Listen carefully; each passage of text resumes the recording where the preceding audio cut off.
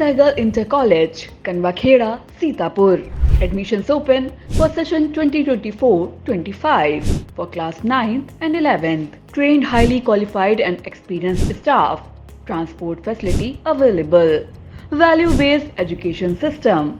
Contact now for your children's bright future.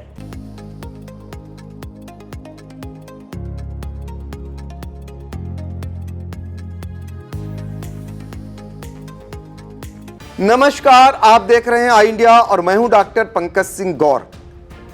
UP में बाढ़ और जल जमाव से लोगों को कितनी परेशानी हो रही है, इसका नज़ारा हम आपको कुछ वीडियो के जरिए दिखाते हैं।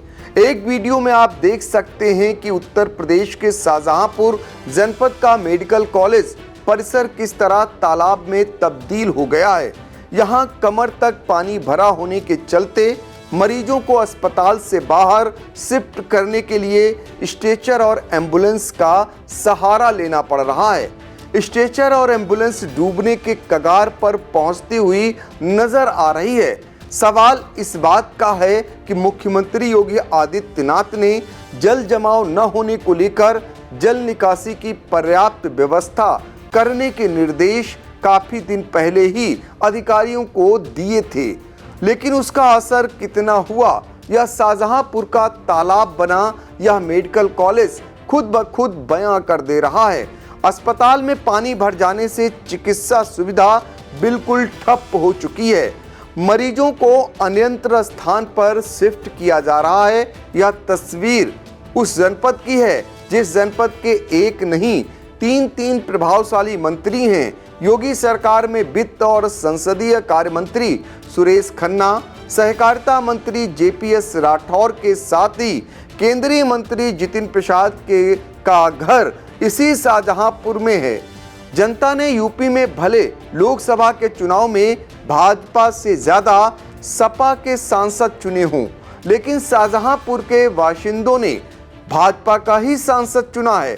फिर भी हालात ऐसे हैं। अब बात कर लेते हैं यूपी में बाढ़ से बिगड़ते हालातों की। कई जनपदों में बाढ़ विकराल रूप धारण करती नजर आ रही है।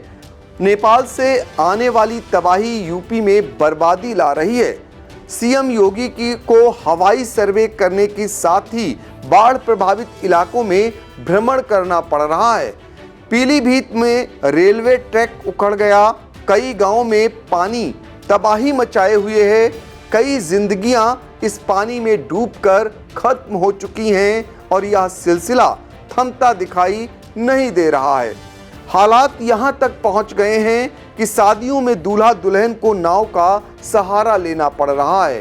पहली तस्वीर उत्तर प्रदेश के बाराबंकी से आई है।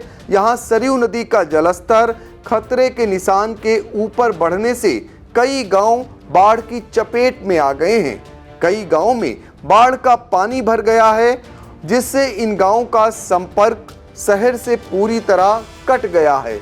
सड़क पानी में डूबी तो एक दूल्हे को नाव से गाजा बाजा और बारात लेकर दुल्हन के घर शादी करने पहुंचना पड़ा। नाव से बारात लेकर शादी करने पहुंचे दूल्हे और बारातियों को देखने के लिए लोगों की भीड़ इकट्ठा हो गई। नाव से बारात लेकर शादी करने पहुंचा दूल्हा अब चर्चा का विषय बना हुआ है। बाराबंकी के मोहम्मदपुर खाला क्षेत्र के ग्राम पंचायत बल्लोपुर द्वितीय में माधवपुरवा गांव के रहने वाले रामासरे की बेटी की शादी होनी थी, लेकिन गांव जाने के लिए जो रास्ता था वह पूरी तरह से जलमग्न हो चुका था। रामासरे के यहाँ सूरतगंज ब्लॉक के सैलक गांव से बारात आनी थी, लेकिन रास्ता पूरी तरह से जलमग्न होने से बारात गांव नहीं पहुंच सकती थी। इसी बीच दूल्हे ने नाव से लड़की के घर पहुंचकर शादी करने का फैसला कर लिया।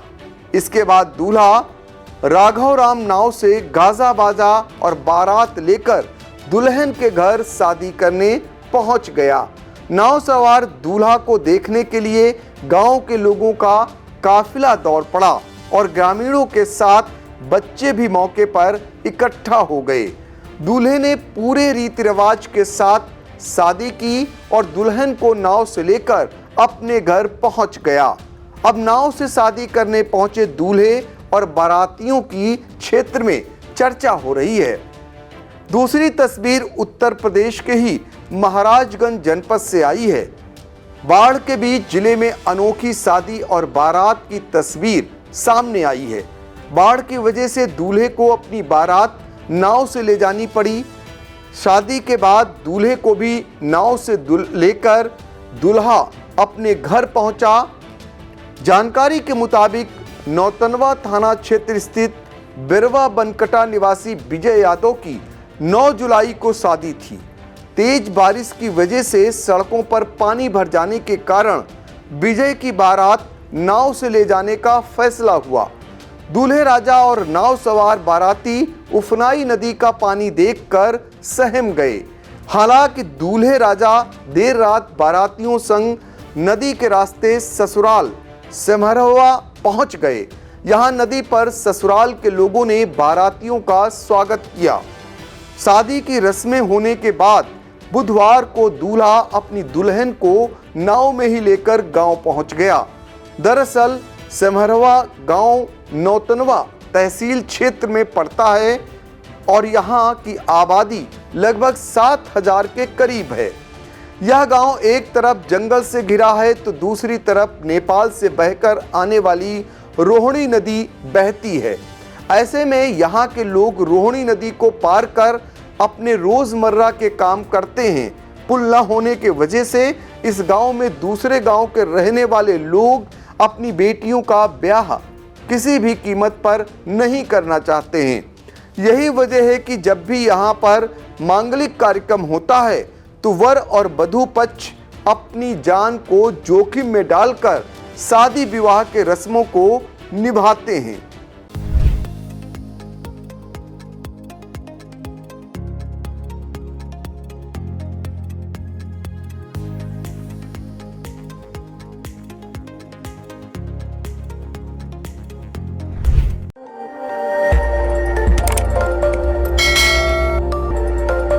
खबर आपकी, नजर हमारी।